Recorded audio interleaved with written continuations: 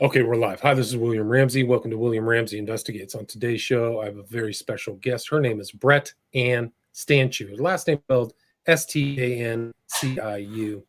And I was sent a book to me from her publisher. Title of the book is Unstitched: A Journey to Understand Opioid Addiction and How People and Communities Can Heal. It's really a fascinating book, and I like the approach that she took in discussing this very pertinent, important topic, because she really talked about the human element and how it affects people. So I read through about half of it, and it's really very well written, and I'm really delighted to have her on the show. So Brett Stanciu, welcome to William Ramsey Investigates. Thank you so much. Thank you for that lovely introduction, and thank you for having me here today. It's a real Awesome. pleasure. Great. Well, for people who may not have heard, this is your first book, correct? I actually wrote one book before this. I wrote a novel. It was published with a small publisher out of Brattleboro, Vermont, and the book is called Hidden View. It's a book set in rural Vermont, and it's about a family and farming and the challenges of farming as a small family. Yeah, but it was fiction. And this is nonfiction. This is definitely nonfiction. So this one just was published, and it really is a personal story, you being in Vermont. Can you talk about kind of what led you to Vermont and what got you kind of in contact or in connected to this opioid epidemic? Sure, that's a great question, and it's a bit of a complicated question as well, too. I ended up moving to Vermont. I grew up in New Mexico and in New Hampshire, and I ended up going to Vermont when I was 18 years old. I went to a small school, a liberal arts college named Marlborough College, which unfortunately is now defunct. And as soon as I moved to Vermont, I loved Vermont in every way possible. I knew that I wanted to live in rural Vermont. I loved the beauty of the landscape, and I loved living in little villages. It was something that inherently I knew was a place for me. And I ended up, as a young woman, I got married, and I ended up moving to northern Vermont. And as my life went on, it got somewhat complicated. I ended up having 2 children, and then I got divorced. And around that time, I published my first novel, as you mentioned. And then I became a librarian in a really small library. And for those of you who haven't been to these little tiny libraries in Vermont, it was just, and it still exists, it's a one-room library. And it's set in a little tiny village that just has a few hundred people in it. And I was the only person who was working there. And I had just started this job. I was a single mother. I was raising 2 daughters, and I really wanted to do a good job. And I began to realize just that first fall that I was working there, that someone was breaking into the library. And the way I came to realize this was that I smelled cigarette smoke on Monday mornings. And then I started asking around. And this is very much the Vermont aspect of this, because I began to understand the story only through local gossip and only through the story of villagers around me. And I began to realize that a man was breaking in after hours, and he wasn't really stealing anything. He stole a little tiny bit of money, but really he just wanted to be in the library. And the other thing that I learned about him was that it was rumored he had a heroin habit. And I became very, very afraid of this. So it's important to know, for me as the teller of this story, that I was afraid of him breaking in, and I was afraid of his addiction as well, too. So I tried very hard to keep him out. I called the state police. I mean, we went to all kinds of things, my little board of volunteer trustees. And eventually what happened is one of my trustees walked in on him. He ran out, and then he ran back to his house, and he committed suicide. And it was such, I'm going to say up front, this is a terrible, tragic story. And the book is not really about him. It's about what happened after he died, because it was one of these rare moments in someone's life. It was a moment where I was just stunned, and where I forced myself to just stop my life completely and say, what have I done? What have I done in this scenario? And from there, I began asking a bunch of questions. And so the first thing that for me was really important was I never reached out to this man. I never knew him. I just treated him as a rumor, and I treated him just as a heroin addict. But I myself had struggled with an addiction as well, and I had a lot of stigma against him, although I shouldn't have. I knew what it was like to struggle with an addiction. So for me, then, I felt compelled to write because I am a writer, and that's how I understand the world. But I felt compelled to do two things: to really try to understand the opioid crisis, and it is a crisis now, but also to really understand my own story and how I was a piece of that story and what I brought to it. So it's those two stories that end up braided together in this book, Unstitched. Right. And you really had a first person account in a very small town. I think you're outside of Montpelier, right? In That's correct. Vermont. Yep. And still, some people may think it's a big city issue, but it still pervades. There's a lot of usage and using, even in kind of the rural parts of the United States, correct? Oh, without a doubt. And this is one of the very unpretty and unattractive parts of it, certainly at least rural Vermont, where I live. I would say that there's a significant addiction problem. And it's a part of Vermont that we don't really like to acknowledge. But for instance, if you work in the school system at all, I'm a school board member as well, too. You really realize that the fingers of addiction go all through society. And once I started reaching out and talking to people, because I interviewed all kinds of people for this book, I began to realize in a painful way, like how deeply addiction touched people, whether they themselves had an addiction, whether they had a family member, whether they were involved in it professionally as an EMT, as a medical worker. And this one man's death in this little town, I mean, this is a little town with not even a store in it. It just has a post office, right? This man's death touched profoundly me, every one of my trustees, the people in the school, the volunteer EMT members, people who had reached out to help him who couldn't help him. I mean, the ripples of his death beyond his family went so far. It was just phenomenal to me. Yeah. And that's kind of the way it is too with a lot of these situations. So it ripples right throughout the communities and populations.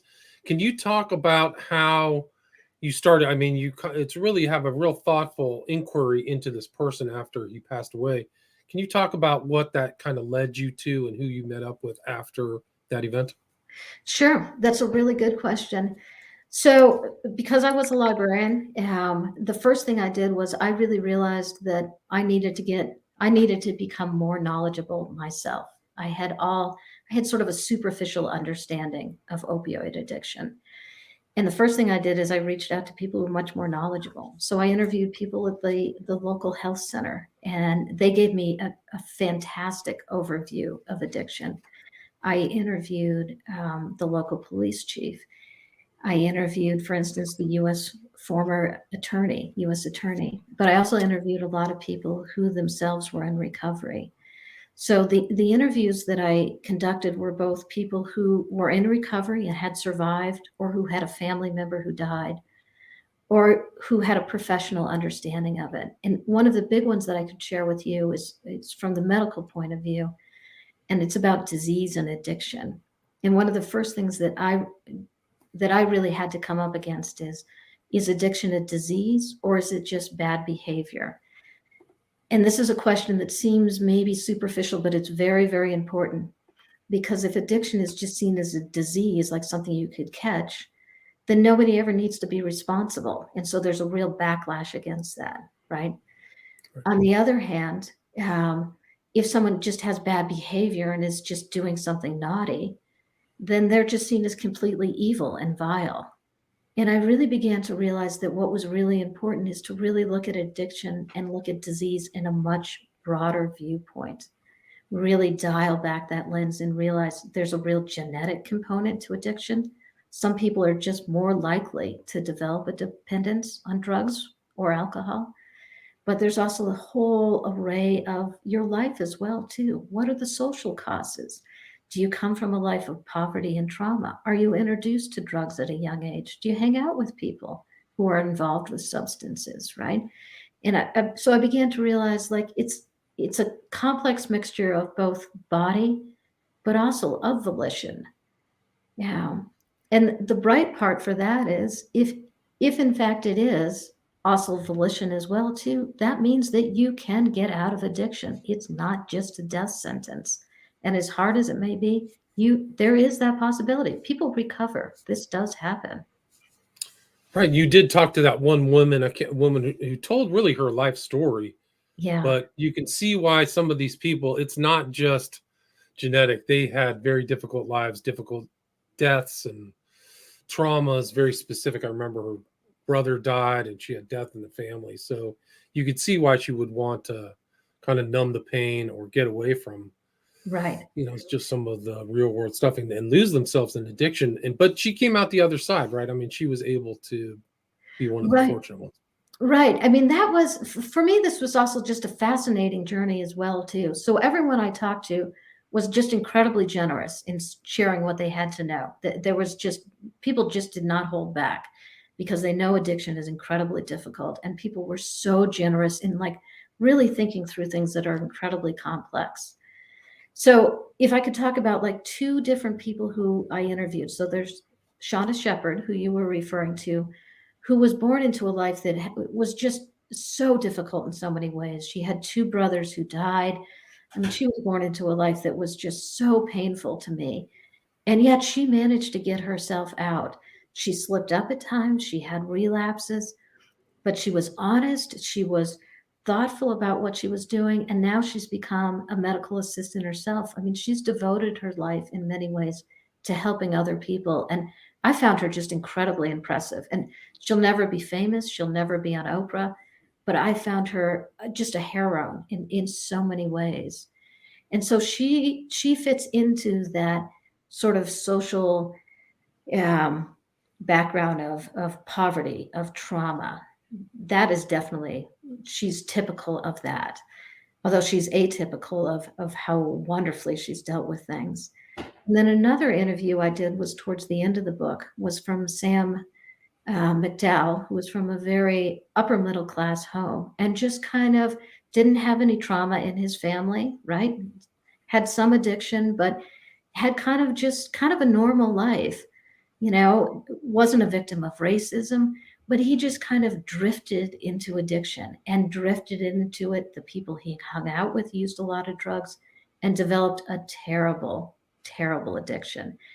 And that was one of the things that really struck me is if you get addicted to opioids, it's really, really hard to get off them. I mean, it is so difficult.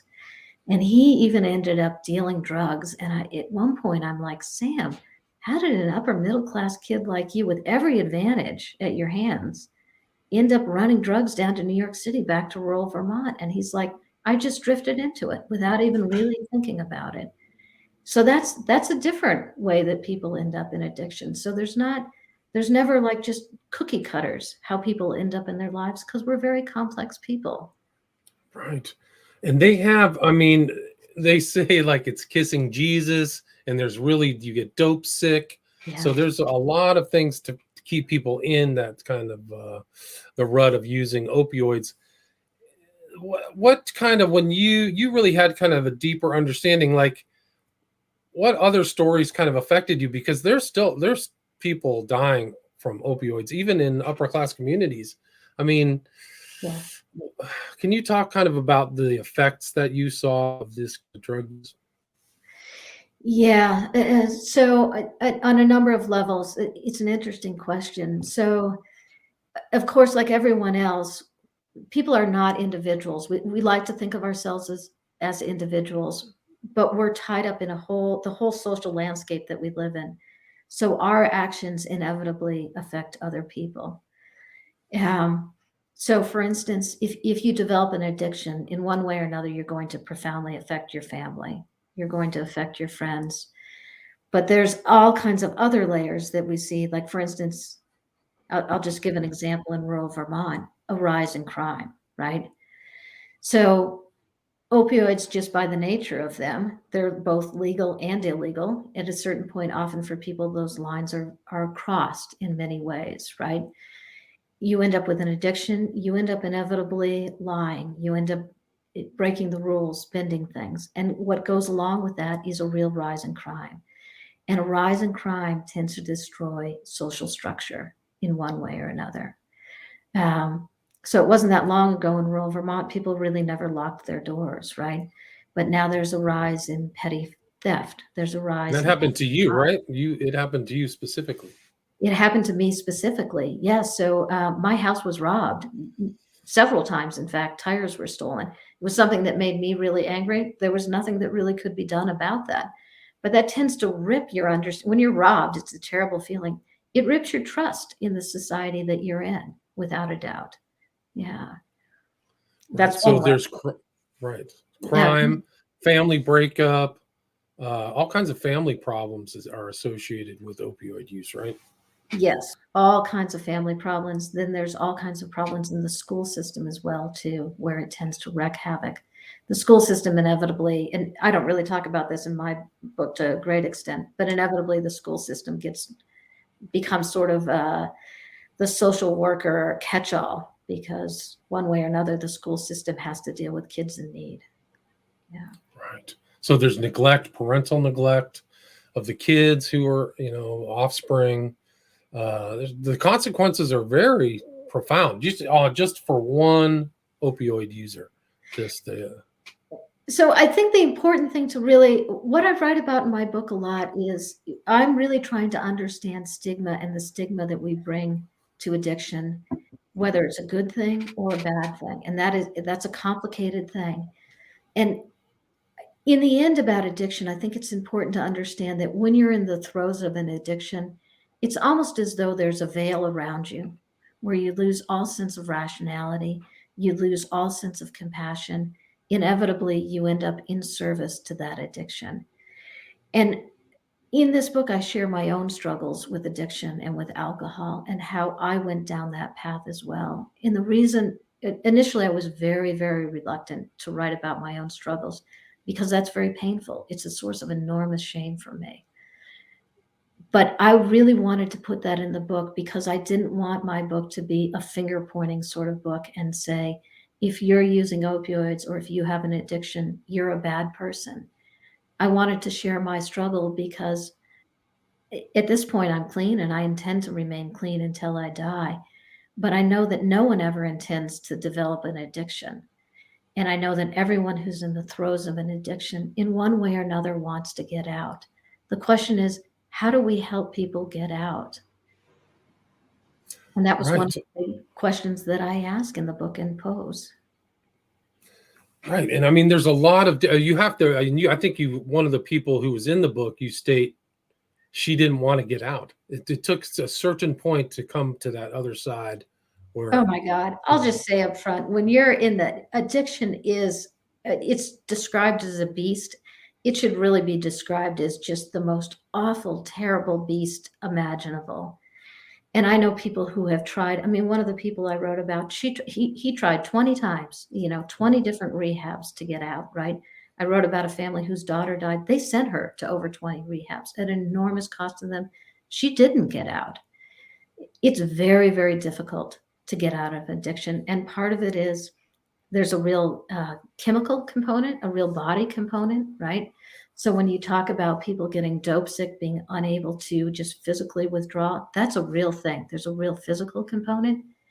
The other thing is if you've had an addiction for a while and attempting to become sober, you have to completely rewrite your life, like totally rewrite your life, because your former life, everything triggers you to addiction. You're in that addiction.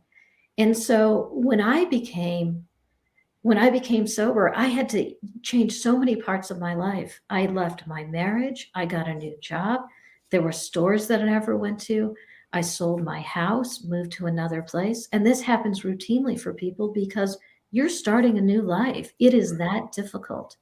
But on the other hand, you're starting a life that's like, it's brand new. It's a life that can be a creative and fulfilling life where you're no longer in bondage to an addiction. But we should never underestimate the complexity of that and really have sympathy for people who are struggling. it really is a form of bondage, right? I mean, they're really controlled. It's a stronghold you can't get out of. People want to leave, but it's also a lifestyle. Like you said, it's probably the same with any addiction. That is that they become in their own friends of circles, their own routines, the using routine. and you Yeah. just have to. Yeah. There's a line, I forget what the movie is, and maybe you would know. There's a line in it that says, seemed like a good idea at the time, right? So of course, addiction is really a demon that way. It is, it's euphoria when you first begin. It's very seductive, right? And for many, many people use drugs or alcohol in ways that did not develop full-blown addictions, right? So many people drink a glass of wine or two glasses of wine, and for them, it's a lovely and wonderful experience, right? And that may be part of a regular, normal life for many, many people, right? But for people who go down the path of addiction, there's that initial euphoria, that initial seduction where it seems like this is the most wonderful thing in the world, particularly if your life is painful. And everybody's life goes through painful periods. There's no question about that. And so it happens often very slowly, right? And for me, it happened very slowly, where, I started out as just a regular person. Alcohol was just part of our life. But it slowly progressed. It became more and more and more.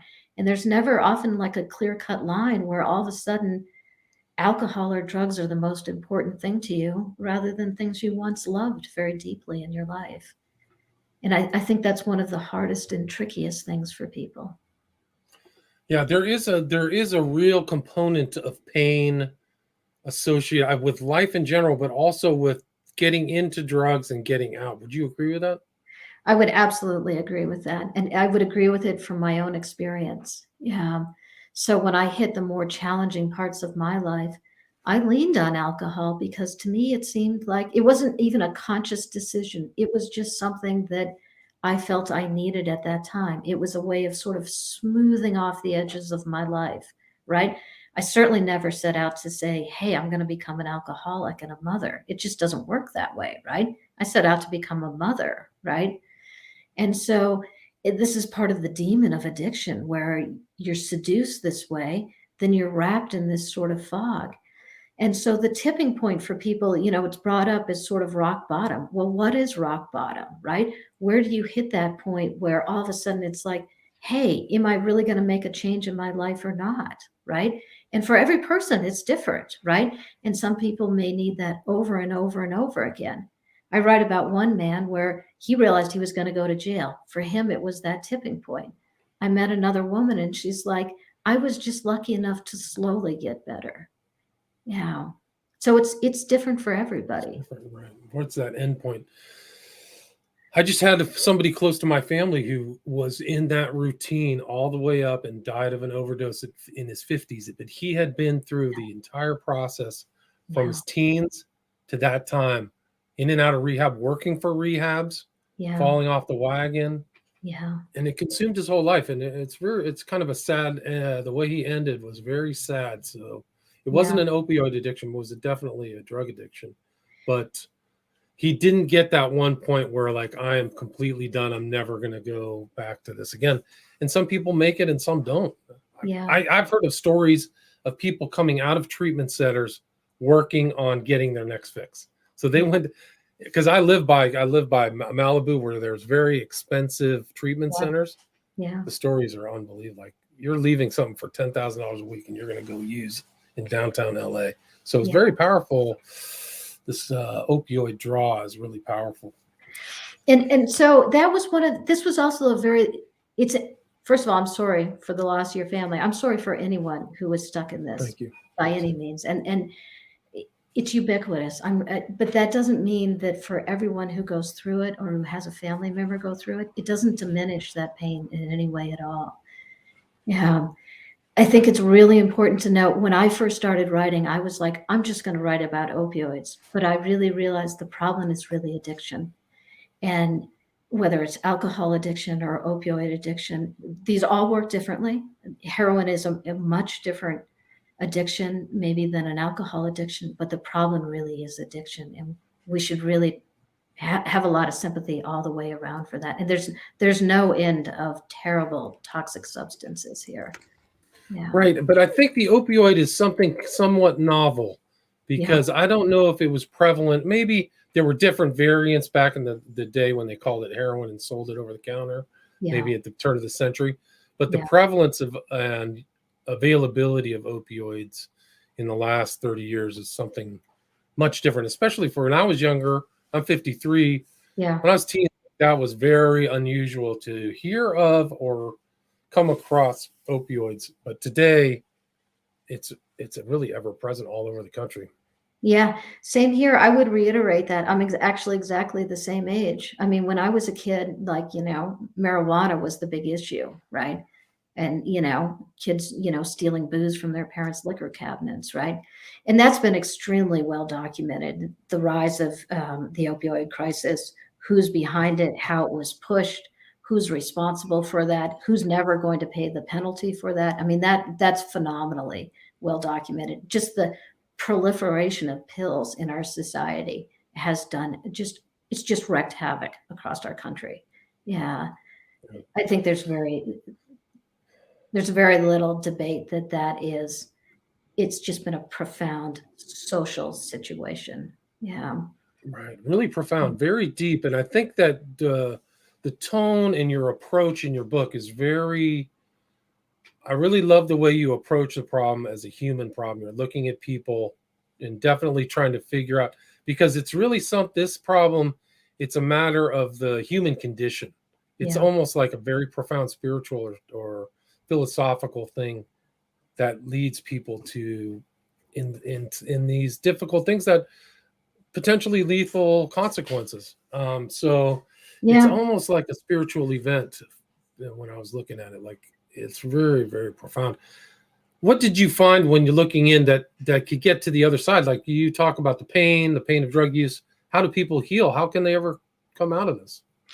It's so interesting to hear you say that, because the more I wrote this book and the deeper I went into trying to understand my own life with addiction, and the more I heard about other people's stories, the heart of I'm glad to hear you say there's a spiritual component, because there is. It's not at all like it's not a religious book by any means. But what I realized is, in many ways, um, addiction is really about human suffering. And that's what I found most just fascinating about the stories that I encountered in this book is, in one way or another, people were really forced to look not so much outside themselves, but in themselves. Why am I suffering? What really is the nature of human suffering? And that's incredibly complex, right? It's something that we really often don't really want to look at, but it goes through every single bit of addiction. It's just, addiction is just saturated in suffering. But the flip side of that is the other side of suffering is there's a light out of suffering. It's not, addiction can seem as though it's just blackness, as though it's just a void that you will never, ever get out of. But people do get out of it. And you hear people talk about, as I've experienced myself, the light that takes you out. And I don't mean necessarily, and it may be for some people where they have a religious experience. But what I mean is, when you start to move out of addiction, you do realize that addiction can fade.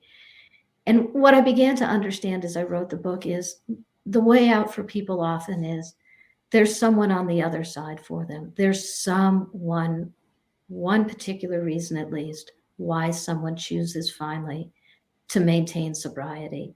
And for me, it was my daughters. If I didn't have my daughters, there would be no reason for me to have gotten sober. And it doesn't have to be anything big. It doesn't have to be anything earth shaking, but it has to be someone on the other side or something on the other side that pulls you out of it. I think that's the most powerful part. I think rehab, I think medication assisted treatment, I think support all the way around is enormously important. And I want to reiterate that if anybody is suffering from an addiction, please go get help, and please don't be ashamed to ask for help. Take as much help as you can get, because it will be given to you. But also really look for, what is worth living in my life, and realize life is not all gloom and doom. There's joy as well too.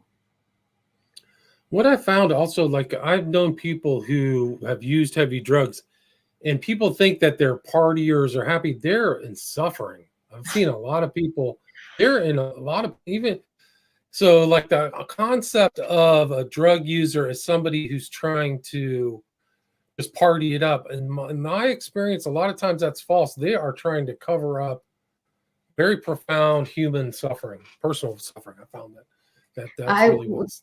would completely agree with that. And I would also say again, remember there are also just stages that people descend into addiction as well too. So like you can party hardy in your 20s, and not then maybe just move on. A lot of people do that and then just move on and don't develop an addiction, right? But at some point that slips into something else where all of a sudden, like for instance, for me, at the end of my period when I was drinking the hardest, I didn't dream anymore. The only thing that I dreamed about was alcohol. Everything else had been stripped from my life. And now I live a very, very different life. And there are there are solutions, like you mentioned a drug that minimizes the effects of opioids. Yes. So there's treatments that people can definitely go through, right? Oh, yes, and many of these treatments work very, very well for people. I mean, again, there's a whole variety of a rehabilitation process or a recovery process, and some things work for some people, some things work for other people. 12-step is great for some people, not for other people. Um, but the big thing about medication-assisted treatment, where you're maybe on Suboxone, is it gives your body time to heal, right? Because there's a physical injury to your body, but you also need time emotionally and spiritually to begin to mend your life as well too. We're not either just body or spirit. We're both. Do you think that maybe the loss of kind of like a church life or kind of cohesive communities or families being close to each other has an influence on the predominance or the rise of opioid abuse? Yes, I do. Yeah, I feel that very, very, very strongly. So I can see that, for instance, in my little Vermont village that I live in. The church used to be one of the prime sources of social life, right? As was the schools. Schools had a lot of kids, the Grange, there were lots of women's groups, right? All of that sort of social life has broken down. And the pandemic has really made us realize we need that. And I just wanted to note here, I see there's a comment from Scotty that he says Suboxone and methadone can help, but there's much more to it than that. He's totally right. These are just like little steps here, and I really appreciate that comment. Yeah, recovery is a very, very complex process. But it's like this rise of the abuse has taken place with social changes. I think Yes, also people being inside, computer yes, usage, yes. so they don't have to go out. The decline of these men's and women's clubs of socializing in groups or things like that. A lot of that's done online, and I think maybe that has something to do with it as well, I, because yeah. it, I it think you're very right. Our life is so fragmented now, right? And we even encourage our young people to sort of live in these fragmented moments through their iPhones, right? Through social media, right? But we really need each other more than anything else. And we live in a time where there's these huge events happening around us. There's climate change. We may even, in fact, be heading to another world war, right? So it seems as though our individual actions don't matter. But just these little bits of connection, if we strengthen just these little circles around us, we're going to make much more resilient communities. It's really important to do that. you see, people don't feel alienated. They're not lonely. There's a huge loneliness Yeah. epidemic too after COVID. Yes. Just a lot of things that in a different culture, a pre kind of internet electronics culture, people used to do things. Oh, I'm going to go out on Friday night to the dance. I'm going, Yeah. it just Yeah. doesn't seem to. I think that's part of the problem. It's kind of like a cultural, spiritual shift. I don't think that was healthy that happened in American society, and I I, think that there's places to fill those gaps. Would you agree with that? I would completely agree with that. And I think we could look at addiction maybe in a much more realistic way, as rather than pointing fingers at people who are suffering from addiction, at seeing it more as like a widespread social illness where we live in a society that is ailing in many ways, that we really need to strengthen our world that we live in. And we'll be a happier group of people for doing that. I believe that's possible, and I believe we're at a turning point right now. We're pulling ourselves out of a pandemic, and we have a real hunger to be together. Yeah, and if I think that if you had that kind of higher happiness quotient, the Yeah. temptation or the desire for something else to fill that space wouldn't be as predominant, I would say, because people I would be doing other things that make them happy instead of using or something like that.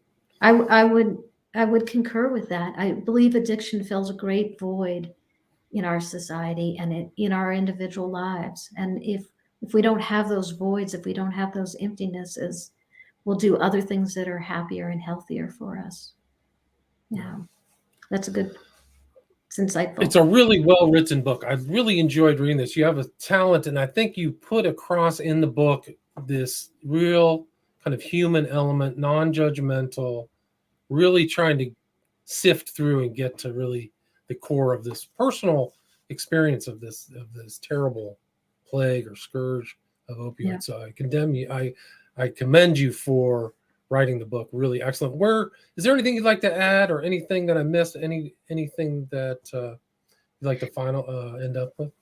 I really appreciate this conversation, and I really appreciate the chance to talk about my book and to talk about these things that matter so much to me, and I believe matter to many other people too. And I guess more than anything else, I would just reiterate that there is hope, that we shouldn't blind ourselves. Addiction is dark and it's really discouraging at times, but we can heal and we can move forward, and we should never ever let that go.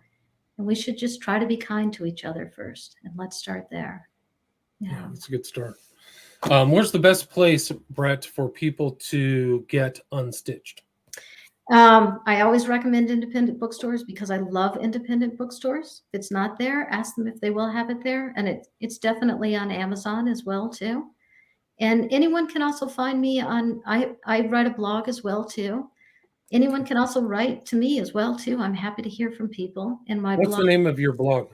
It's Stony Soil Vermont spelled out.com. Tony, so I'll put that in the show notes. So, Right. And if um, people want to reach out to me, I'm always happy to hear stories of people. and they can reach out to you through the blog, correct? Yep, yep. They'll Contact find you. my contact info on there. And there is an audio book of this story, right? Yep, Unstitched. there's an audiobook and a Kindle version. All of that is on Amazon, right under my name and under Unstitched. And it's Stanciu. Last name is spelled Stanciu. Title of the book is Unstitched: My Journey to Understand Opioid Addiction and How People and Communities Can Heal. Thank you so much for your time, Brett. Thank you so much for having me. I really All right, take appreciate care. it. All right, take care. Stay there.